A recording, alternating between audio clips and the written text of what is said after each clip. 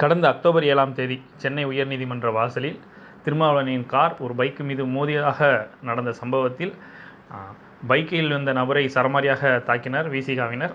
இந்த தாக்குதலை திருமாவளவன் தடுக்கவில்லை, காரில் அமர்ந்து கொண்டு வேடிக்கை பார்த்து கொண்டிருந்தார் அல்லது அவர்தான் தாக்கும்படி தூண்டினார் அப்படிங்கிற மாதிரியான விமர்சனங்கள் தொடர்ச்சியாக முன்வைக்கப்பட்டு கொண்டிருக்கு.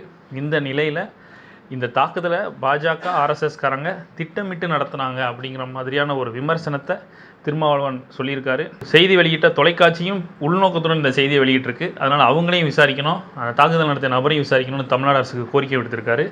இந்த தருணத்தில் திருமாவளவன் ஏன் இப்படி அவதூறு சொல்கிறாரு, இந்த சம்பவத்துக்கு பின்னாடி என்ன நடக்குது அப்படிங்கிறது குறித்து நம்மளோட பேசுவதற்காக பாஜக வழக்கறிஞர் பிரிவு மாநில தலைவர் குமரகுரு அவர்கள் இருக்கிறார். சார், கடந்த சில தினங்களுக்கு முன்பு சென்னை உயர்நீதிமன்ற வாசலில் நடந்த அந்த மோதலுக்கு தொடர்பாக இன்னைக்கு திருமாவளவன் ஒரு கருத்தை பதிவு செஞ்சிருக்காரு.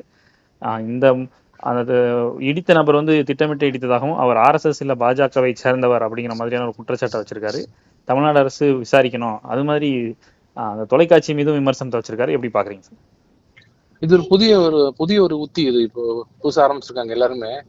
அவங்க தப்பு பண்ணிட்டு மத்தவங்க பேர பழி போடுறது. இது இப்போ நல்ல வேலை ஆர்எஸ்எஸ் தான் இதுல தொடர்புனாரு. ட்ரம்ப் இஸ்ரேல்லாம் தொடர்புன்னு சொல்லாத வரைக்கும் சந்தோஷம்.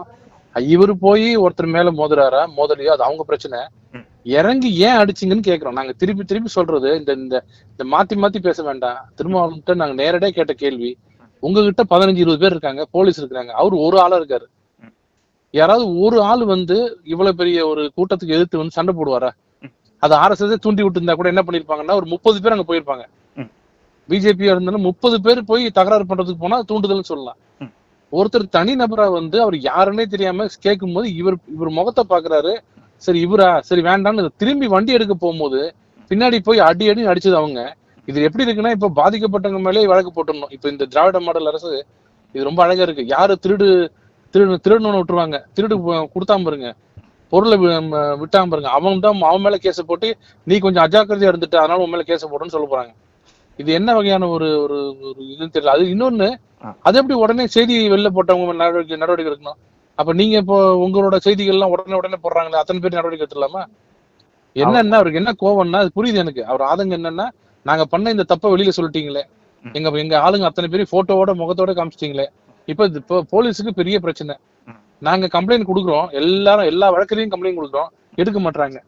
சார் அடையாளம் தெரியலங்கிறாங்க. அந்த போட்டோ அந்த வீடியோ ஷாட்ல எல்லாரும் இப்ப முகமும் வருது. அவளை எதுக்கு கூட போனாங்களோ போலீஸ் பந்தோபஸ்து, அவங்க சொல்லியிருந்தா அவங்க கூட சொன்னா யாருன்னு சொல்ல போறாங்க. இன்னொரு இதுல கொடுமை என்னன்னா, எங்களுக்கு ஒரு புனிதமான ஏரியா எதுன்னு கேட்டா அது பார் கவுன்சில் தான் எங்களோட எல்லாத்துக்குமே எங்களுக்கு தலைமை இடம். அது உள்ள அவர் பயந்து ஓடுறாரு, உயிருக்கு பயந்து உள்ள போய் அடிக்கிறாங்க. இது யார் பண்றது தப்பு?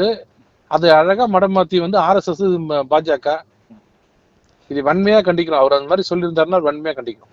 இது காவல்துறை இந்த வழக்கு பதிவு செய்யாததற்கு என்னென்ன மாதிரியான காரணங்கள்லாம் சொல்றாங்க? இல்ல இதெல்லாம் சாதாரண.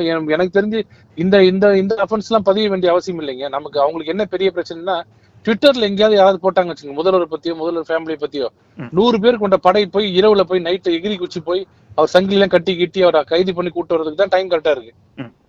அவங்களுக்கு இந்த வேலையில எங்க ரிஜிஸ்டர் பண்றது, எஃப்ஐஆர் ரிஜிஸ்டர் பண்றது டைம் இல்லையே. போலீஸ் என்ன சொல்லுவாங்கன்னா, சார் ஒரு மாசத்துக்கு 100 எஃப்ஐஆர் பண்ணலாம் சார். அந்த 100 எஃப்ஐஆர்ல 99 ட்விட்டர்ல போயிடுது. ஒண்ணுதான் மிச்சம் இருக்கு. அது எங்காவது கொலை கற்பழிப்பு வந்தா அதுவும் அவங்களா சொன்னாங்கன்னா நாங்க போடுவோம். மற்றபடி இந்த எஃப்ஐஆர் புக்கு இல்ல சார் இந்த அஃபென்ஸுக்குலாம் அப்படிங்கிறாங்க. இந்த அஃபென்ஸுக்கு எஃப்ஐஆர் போட மாட்டேன்னு சொல்றாங்க. வேற எதுக்கு போடுவாங்கன்னு எனக்கு தெரியல. எனக்கு தெரிஞ்ச சட்டத்துல தெரியல.